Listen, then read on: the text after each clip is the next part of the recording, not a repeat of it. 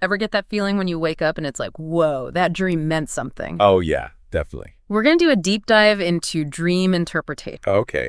And this is really interesting because a lot of these ideas we have about dreams go all the way back to Sigmund Freud. Right. I mean, everyone's heard of Freud. But this book, The Interpretation of Dreams, like that was a big deal. It was groundbreaking. It was groundbreaking. So what was so groundbreaking about it? How can this help us understand our own dreams? Well, Freud's central idea was that our dreams are really like a disguised fulfillment of our wishes and our anxieties. Okay, so it's like they're hidden. Our brain is hiding things from us. Yeah, well, our conscious mind kind of filters things, you know what I mean? So like when we're awake, we try to keep everything nice and tidy.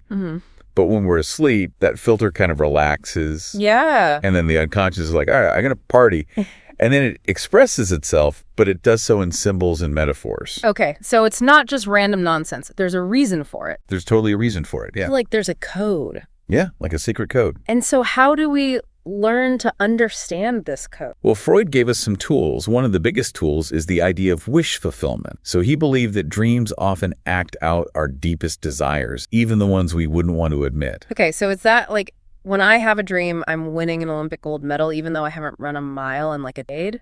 Yeah. Is that my subconscious saying, hey, you really want to be an Olympic? It's possible. Oh, okay. It could be a desire for like recognition for achievement. Yeah, okay.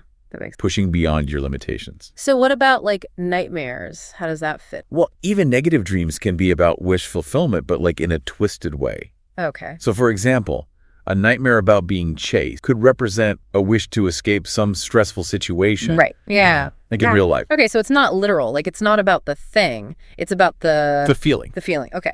Exactly. And to create these dreams, our unconscious uses two main mechanisms, condensation and displacement. Condensation and displacement. So is this a science class now? Well, sort of. So imagine you have a dream and your boss, your dentist, and like your ex are all the same person. Oh my gosh. That's condensation. Like squishing together all these ideas or people into one. So it's like my brain is taking all my anxieties and making like a Voltron of anxiety out of it. And then there's displacement. Yeah. Okay. So that's when your brain swaps out something significant for something that seems totally random and irrelevant. Okay. It's like when you have that classic dream of losing your car keys. Uh-huh. But it's really about a fear of losing control in your life. So it's tricking me. Like it's making me think it's about this one thing when it's really about something way bigger. Yep. That's what dreams do. Wow. Okay. So how do we figure this out? Well, Freud used a method called free association. Free association. Okay. So you just let patients talk freely about their dreams with no sense. Just let it flow. And then you start to see the connection. I feel like that could be terrifying. It could be a little scary, yeah. Because some dreams, I don't know if I want to share those. I mean, you're in control of what you share and what you explore. So even like the embarrassing or scary dreams could be helpful. They could be, yeah. Yeah. It's like a puzzle. Oh, okay. And sometimes the weirdest pieces are the ones that fit together to make the whole picture. We need to get like our detective hats out or something. Figure it out. Okay, so there's a lot here. Is there anything like for beginners that we can... Yeah, well, one of the best things is to just start keeping a dream journal. Oh, okay. Just write down everything you remember when you first wake up. That sounds doable. Yeah. And as we're looking at these journals, are there any like common symbols that we're out for? Yeah, there's a lot of symbols that pop up across cultures and time. Things like falling or flying, being chased, losing teeth. Those are all really common. Like falling, I feel like I've had a lot of falling dreams. That's so scary. Yeah, but falling can be a really powerful symbol for insecurity. Really? Yeah, like feeling out of control. So not literally falling, but... Feeling like you're failing. Oh, okay. In life. It's emotional. Exactly. Yeah. Dreams often use physical sensations to represent emotional things. Wow. Okay, this is so cool. So what about people in our dreams? That's where things get really interesting. And that's where we'll pick up in the next part of our deep dive. Welcome back. So before the break, we were talking about how our dreams are like these secret messages that we have to decode. We even talked about some common symbols like falling or being chased. Right. But what about the people in our dreams? Like the people we actually know?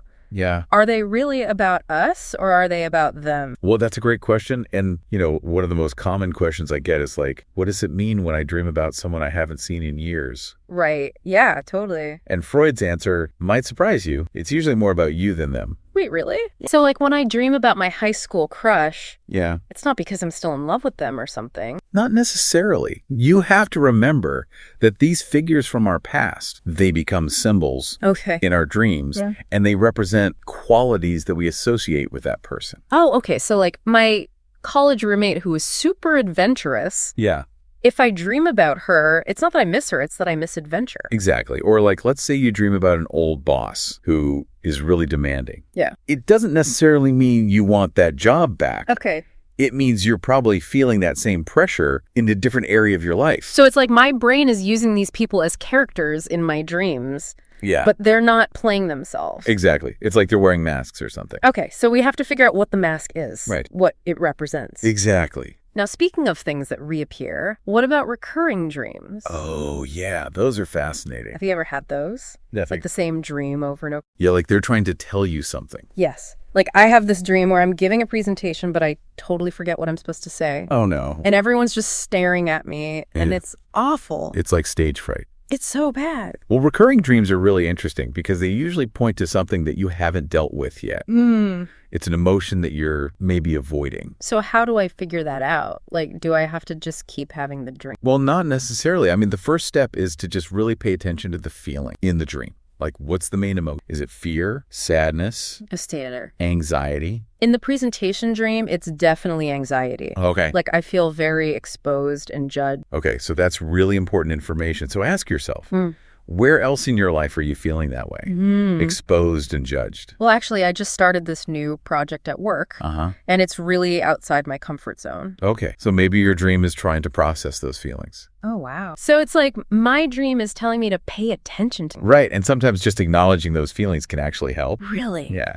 Okay, so it's like my dreams are kind of like an emotional weather report. Yeah, I like that. It's telling me what's going on inside. It's showing you what's bubbling underneath. This is really interesting. It's almost like therapy. It is like a form of self-therapy Yeah. because you're becoming more aware of how your unconscious mind is shaping you. So Freud really figured this all out. Yeah, well, a lot of his ideas have been debated over the years. Right. But his main point that dreams are meaningful, I think that's something we can all agree on. Okay, so they're not just random. They mean something. Exactly. So we should pay attention to them. What about, like, are there dreams that can tell the future?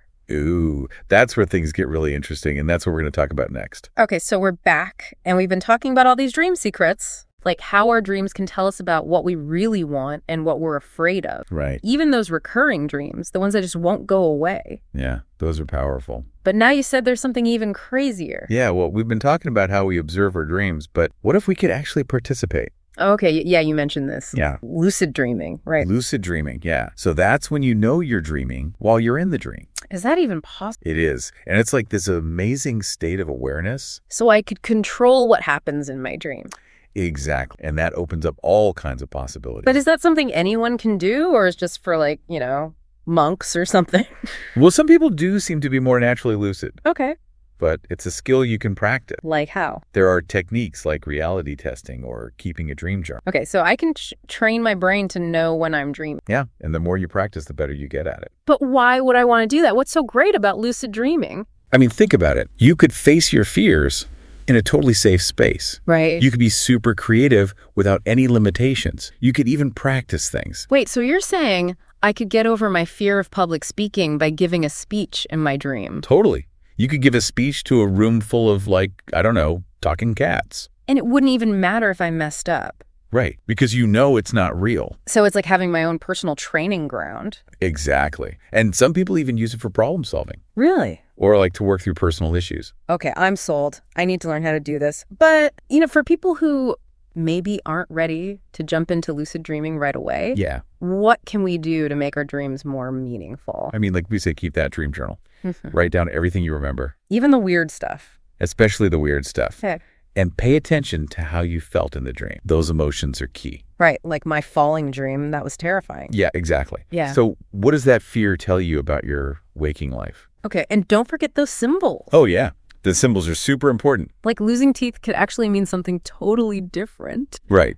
It's not about my dentist. Exactly. It's like learning a new language, the language of your dreams. And then we can start to understand what our subconscious is trying to tell us. And you know what? There's no right or wrong answer. Oh, okay. Trust your gut. Explore what feels right to you. So we've learned so much about dreams. Yeah. We talked about Freud. We talked about symbols. We even talked about how to become lucid. Lucid dreaming. Yeah, that's a whole other world. But I think the biggest takeaway for me is that our dreams are powerful. They are. They can teach us about ourselves. And they can help us grow. So next time you wake up from a dream, don't just roll over and go back to sleep. No, write it down. Pay attention to it. Exactly. Because you never know what secrets you might uncover. Sweet dreams. Sweet dreams.